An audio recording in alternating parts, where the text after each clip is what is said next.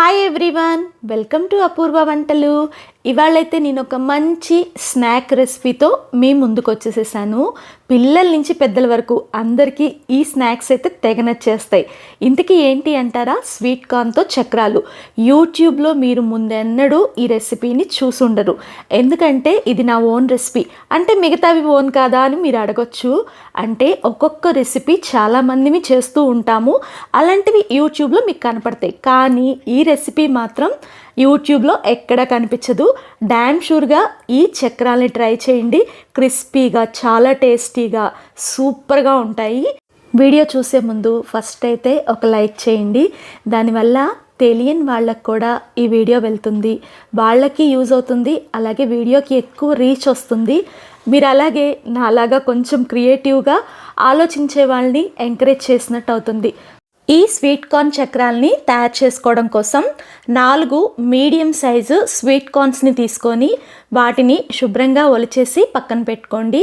కొంచెం 2 రోజుల ముందు అయితే స్వీట్ కార్న్స్ ఈ చక్రాలు ఇంకా బాగా వస్తాయి. వీటన్నిటిని కూడా ఒక మిక్సీ జార్లోకి వేసేసుకోండి. నీళ్లు వేయకుండా దీన్నంతా కూడా ఒకసారి మిక్సీ పట్టుకున్న తరువాత ఒక 4 టేబుల్ స్పూన్స్ వరకు వాటర్ని యాడ్ చేసుకొని ఎక్కడ చిన్న పలుకు కూడా లేకుండా చాలా ఫైన్గా మిక్సీ పట్టుకోండి. ఎందుకంటే ఎక్కడైనా చిన్న చిన్న పలుకులు ఉంటే చక్రాల గిద్దలో దిగవు కదా, అందుకని. ఇదంతా ఒక బేషన్లోకి వేసుకొని దానిలో ఒక 4 టేబుల్ స్పూన్ల వరకు నువ్వుల్ని వేయండి. అలాగే ఒక 2 టేబుల్ స్పూన్ల వరకు కూడా వాముని వేసేసేయండి. వాము వేయటం వల్ల అరుగుదల బాగుంటుంది. ఒక టేబుల్ స్పూన్ నిండుగా నార్మల్ సాల్ట్ని వేయండి. అలాగే 2 టేబుల్ స్పూన్ల వరకు గొడ్డుగారం అంటే ఉట్టి మిరపకాయలతో పట్టించిన కారాన్ని వేసేసేయండి.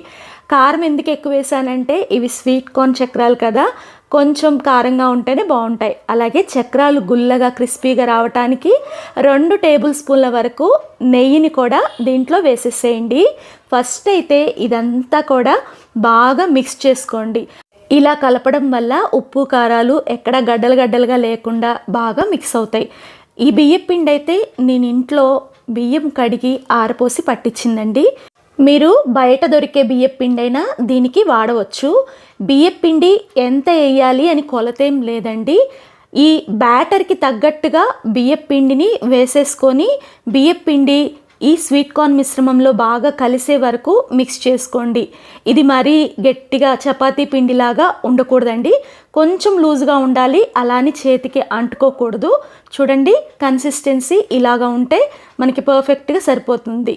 ఇప్పుడైతే చక్రాల గిద్దలను తీసుకొని చక్రాల గిద్దకి లోపల నూనెని అప్లై చేసుకోండి. అలాగే ఇంకొక గిద్ద ఉంటుంది కదా, దానికి కూడా ఒక్కసారి నూనెని అప్లై చేసుకోండి. ఇలా ఫస్ట్ టైం చేస్తే సరిపోతుందండి, చక్రాలు అనేవి ఈజీగా దిగిపోతాయి. ఇప్పుడు చక్రాల పిండిని దీంట్లో పెట్టేసుకొని పైనుంచి ఇంకొక గిద్దను కూడా పెట్టుకోండి. నూనె అయితే ఆల్రెడీ నేను వేడి పెట్టుకున్నాను. మంటని ఒక్కసారి సిమ్ చేసుకొని చక్రాలని నూనెలో చిన్నగా ఒత్తుకోండి.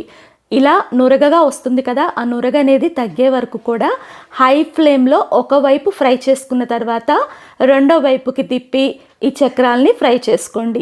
ఈ చక్రాలు అయితే నార్మల్ చక్రాల్లాగా రౌండ్గా రావండి, అలాగే జంతికల్లాగా కూడా రావు, విడిలిపోయే వస్తాయి, గుర్తుంచుకోండి. అయినా కూడా చక్కగా వీటిని మీడియం ఫ్లేమ్లో పెట్టుకొని ఫ్రై చేసుకోండి. ఇలా గోల్డెన్ కలర్కి వచ్చిన తర్వాత వీటిని ఇంకా తీసేసుకోవడమే. ఇవి మరీ బ్రౌన్ కలర్కి వచ్చేదాకా ఉంచొద్దండి, ఎందుకంటే ఆరాక కలర్ మారుతాయి. నేనైతే ఇందాక మీకు ఈ టిప్ చెప్పడం మర్చిపోయాను. నూనెలో చిన్న చింతపండు రెమ్మ వేస్తే నూనె అనేది పొంగకుండా ఉంటుంది. చక్రాల గిద్దలకి మళ్ళీ నూనె అప్లై చేయాల్సిన అవసరం లేదండి.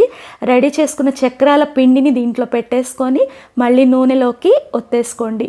మళ్ళీ కూడా ఈ నురగంతా ఆరే వరకు హై ఫ్లేమ్లో ఫ్రై చేసుకున్న తర్వాత రెండో వైపుకి టర్న్ చేసుకొని మంచి గోల్డెన్ కలర్కి రాగానే తీసేసేయండి.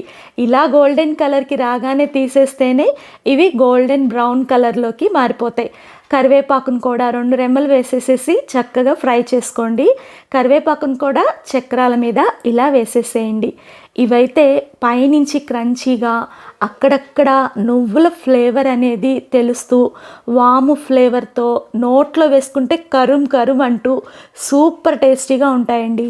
గాలి చొరపడని డబ్బాలో పెట్టుకుంటే ఇవి నెల రోజులు నిల్వ కూడా ఉంటాయి. మీరు వీటిని ట్రై చేసి మీకు ఎలా వచ్చాయో కామెంట్ చేయండి.